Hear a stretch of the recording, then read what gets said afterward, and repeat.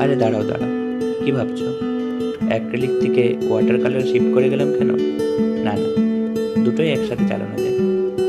আমি আমার প্রতিটা স্টুডেন্টকে একটা কথাই বলি, স্বচ্ছ জল রং শুধুমাত্র দক্ষতা বাড়ায় না, জলের ফ্লো, ব্রাশ স্ট্রোকস এসবের উপর একটা কন্ট্রোল তৈরি করে, সেই সাথে অনেক পরিমাণ কনফিডেন্ট বিল্ড করে। আর জল রঙের এই ভয় কাটানোর একমাত্র উপায় হলো প্রচুর কাজ করে যাওয়া। সে ভিডিও দেখেই হোক, রেফারেন্স দেখে হোক, বা কোথাও শিখেই হোক, কাজ করে যেতে হবে। তাহলেই প্রতিটা কাজ আগের থেকে আরো সুন্দর হবে। আর ওয়াটার কালার একটু র্যাপিডভাবে করা দরকার, তাহলে ছবিতে রঙের মধ্যে ব্যালেন্স আসবে আর কম সময়েও কাজটা শেষ করা যাবে।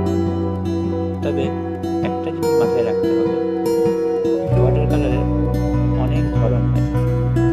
তাই যারা বিগিনার, তারা কোনো একজন আর্টিস্ট বা মাস্টারকে ফলো করো এবং তার মতো করে কাজ করার চেষ্টা করো, তবে করেই সঠিকভাবে শিখতে পারবে। আর একবার মোটামুটি জল ও রঙের একটা আন্দাজ এসে গেলেই নিজের মতো করে একটা স্টাইলও বানিয়ে নিতে পারবে।